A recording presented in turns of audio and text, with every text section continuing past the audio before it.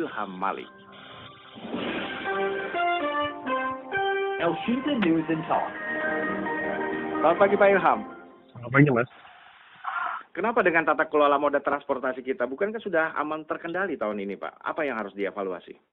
Kita memang harus terus memperbaiki ya apa yang sudah kita miliki. Kita bersyukur karena apa yang terjadi pada tahun 2023 lalu, di mana mudik berjalan dengan baik, lalu pada 2024 sempat chaos, lalu pada tahun 2025 ini kembali menjadi baik kan.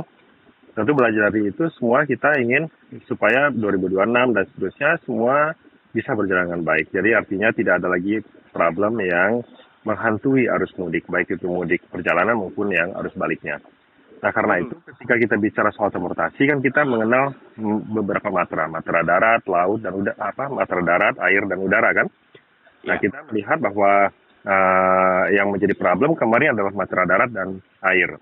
Matra darat itu terjadi karena di jalan tol, kemudian di jalan nasional, jalan raya juga ada problem. Kemudian di jalan di penyeberangan juga sempat ada problem. Nah karena itu di tahun ini kan sudah menjadi. Kalau udara nggak ada problem ya Pak ya? Problemnya cuma tiket mahal aja. Persis, karena kapasitasnya memang jadi problem kan. Jadi dari sisi daya angkut kita memang mengalami ada limitnya dan itu sudah jelas kan. Kemudian yang di kereta api juga begitu. Nah, yang lebih punya problem itu sebenarnya di kereta api. Kenapa? Kereta api kita ini kan dimonopoli satu saja yaitu PT KAI kan. Maka semua mata kita kan mengarah ke PT KAI. Sementara PT KAI adalah BUMN. BUMN kan tidak sangat lincah ya kan. Berbeda dengan swasta. Ketika hari ini kita dan dituntut berubah, dia bisa saja berubah, menyesuaikan karena dia langsung direct policy. Tetapi kalau BUMN kan tidak. Jadi artinya ke depan kereta api kita harus ditambah dari sisi kapasitasnya. Tetapi penambahan itu kan tidak boleh hanya karena ingin fasilitasi mudik. Artinya dari sekarang juga tren pertumbuhan pengguna kereta api kita harus ditambah. Bagaimana caranya menaikkannya? Nah itu kan teman-teman PT Kereta Api berpikir nggak ke sana bagaimana cara menaikkan jumlah penumpang dalam kesehariannya. Sehingga nanti pada saat mudik kita mencapai ke puncak supply. Sehingga nanti ketika demand-nya muncul tinggi, dia sudah biasa-biasa saja. Jadi itu harus di-create. Tapi yang namanya PT Kereta Api apakah berpikir sampai ke sana? Saya rasa tidak. Begitu juga dengan penerbangan kita. Penerbangan kita kan hanya concern pada berapa jumlah penumpang yang yang mau menggunakan mereka. Jadi mereka hanya memfasilitasi demand yang ada. Tetapi apakah para pengusaha dan juga BUMN kita, termasuk juga Kementerian Perhubungan, itu ada nggak pikiran soal meng-create demand? Bagaimana menumbuhkan permintaan-permintaan di berbagai tempat. Sehingga dia trennya naik, dan sehingga nanti pada di 1 tahun ke depan ketika hari raya kita punya supply yang cukup banyak ya gitu kan. Nah jadi hal-hal semacam ini kan semua matra ini kan harus dipikirkan oleh pemerintah kan. Kalau jalan darat kita sudah jelas jalan raya kita diperlebar dan diperbaiki, kemudian ada toll road juga ditambah ya kan, dan itu akan terus menerus dilakukan. Bus kita bagaimana? Bus kita sekarang ini teman-teman swasta kan memang harus didorong ya, karena kalau mengandalkan Damri kita tahu sendiri Damri punya keterbatasan karena dia memang hanya budaya dalam pengelolaannya kan hanya seperti itu saja, memfasilitasi apa yang ada. Tapi apakah dia meng-create demand juga tidak seperti yang disampaikan tadi. Nah, hal-hal semacam ini kan tentu harus terus-menerus dibangun daya kritisnya. Pemerintah sendiri juga tentu akan terus-menerus membangun daya kritis agar apa yang ada sekarang ini disyukuri, tetapi juga harus antisipasi dengan munculnya potensi pergerakan yang lebih besar di masa yang akan datang. Karena kan kita tahu bahwa pergerakan yang terjadi saat ini kan merupakan bagian yang terintegrasi dengan apa yang terjadi pada tahun-tahun sebelumnya. Bahwa kemudian hari ini kita melihat ada pertumbuhan jumlah pemudik ya, real ya, bukan hasil observasi ya atau survei ya. Realnya penyeberangan kita banyak, pengguna jalan raya kita banyak, pengguna jalan tol kita banyak, realnya seperti itu. Dibandingkan dengan tahun-tahun sebelumnya ada pertumbuhan 0,6%, ada yang 1%, ada yang 1,4%, kira-kira gitu. Dan itu menandakan bahwa kemampuan pemerintah untuk mengantisipasinya pada tahun ini kan jauh lebih baik. Dan itu harus diapresiasi. Tetapi sekali lagi, tentu kita sangat terbuka ketika ada keinginan supaya jangan mengandalkan private vehicle di tahun-tahun yang akan datang. Itu merupakan hal yang sangat bagus. Dan itu memang terus-menerus dilakukan oleh dan diupayakan. Kira-kira begitu, Mas. Aha. Baik, kita undang pendengar ya, Pak Ilham, barangkali ada yang mau dikomentari juga terkait pembahasan ini. Silakan pendengar di 0215869000 atau melalui pesan singkat WhatsApp di 0811806543. Pak Ilham, KAI menyebut penumpang kereta di arus mudik ini mengalami peningkatan di saat jumlah pemudik menggunakan bus dan kendaraan pribadi melalui jalan raya ini menurun. Ini karena pergeseran minat pemudik beralih ke moda transportasi atau karena memang lagi menurun aja ini yang jalur daratnya? Opsi masyarakat ini kan pasar bebas ya dalam memilih kan. Jadi ketika mereka yang misalnya pernah menggunakan kendaraan pribadi, terus kemudian kelihatannya tahun depan kita atau tahun ini kita jangan menggunakan pribadi dah, kita coba naik kereta api. Jadi kan ada hal-hal semacam itu kan. Kan penggunanya itu kan tidak statis. Orangnya kan tidak sama. Nah karena itu kita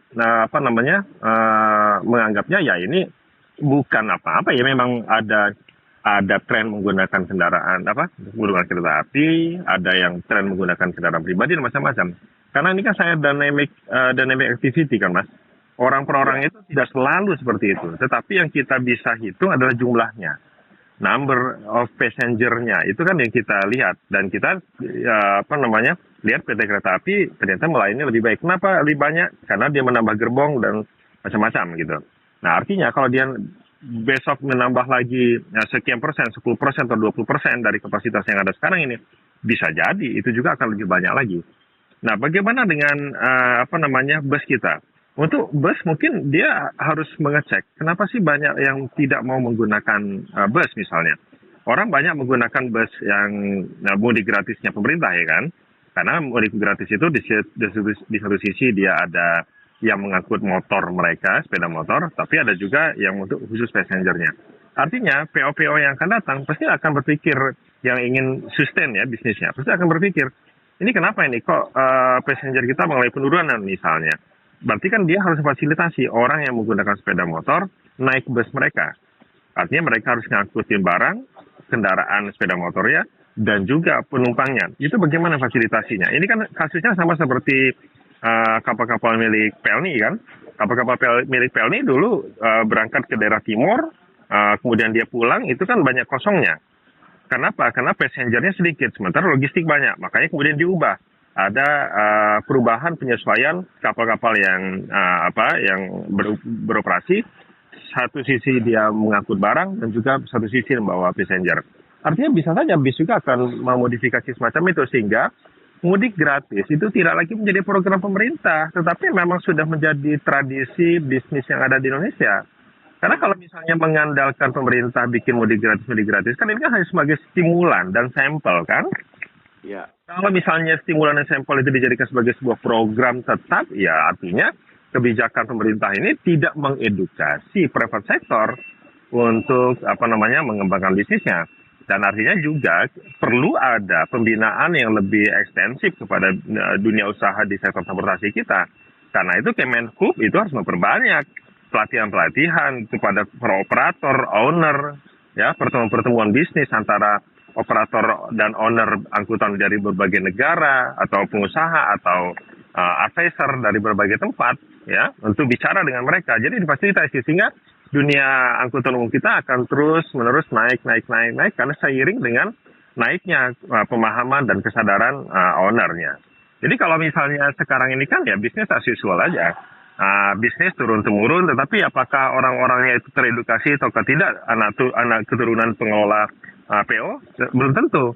Walaupun ada seperti itu. Misalnya satu di antaranya seperti di suatu tempat ada misalnya PO Puspajaya atau Puspasari Group. Anaknya ya disekolahkan di Amerika, di luar negeri, kemudian PO mereka yang tadinya sedikit menjadi banyak, itu merupakan sebuah bagian dari kaderisasi yang bagus. Itu kalau ownernya paham. Tapi bagaimana yang lain-lainnya? Tumbuh dan matinya bisnis kita ini ya seketemunya saja. Nah inilah yang nggak boleh dibiarkan oleh pemerintah kan. Karena itu nanti kita akan mencoba untuk sharing ini dengan teman-teman di Kementerian Perhubungan, termasuk juga Menteri Perhubungan, agar mereka juga lebih aware. Ini bukan soal kita tidak ingin melayani masyarakat dengan mudik gratis, tetapi mudik gratis itu adalah sebuah contoh bagi setiap pelaku usaha bahwa marketnya ada nih banyak sekali, tetapi market ini ternyata nggak bisa terserap ke PO-PO itu. Kenapa? Nah ini kan harus dievaluasi terus-menerus oleh PO-nya, Organda dan kawan-kawan. Kan Organda harus diperkuat. Dan Organda juga harusnya menjadi sebuah organisasi yang bagus, bukan mereka juga ada lembaga risetnya harusnya, mereka juga harus ada pengkaderan macam-macam ya, meningkatkan kapasitas kader-kadernya, sehingga nanti Organda ini menjadi sebuah organisasi yang dilihat oleh kita semua sebagai sebuah lembaga inkubator kan, bagi tumbuh dan berkembangnya PO-PO yang berkualitas di tempat kita. Karena negara-negara lain bisa sukses kan, karena ada yang mencontohkan Cina, ada yang mencontohkan Jepang, ada yang mencontohkan Korea, nah, ya, atau dicontohkan di Amerika. Ya memang ada sampelnya, tapi ini bukan sampel soal mudik gratisnya saja kan.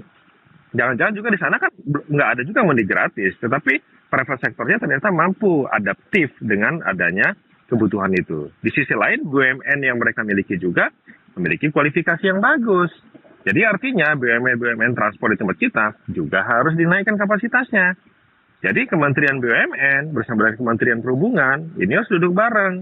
Jadi ini bukan soal BUMN-nya harus disubsidi terus. Kan lagi-lagi kita ingin mengingatkan bahwa subsidi itu stimulan.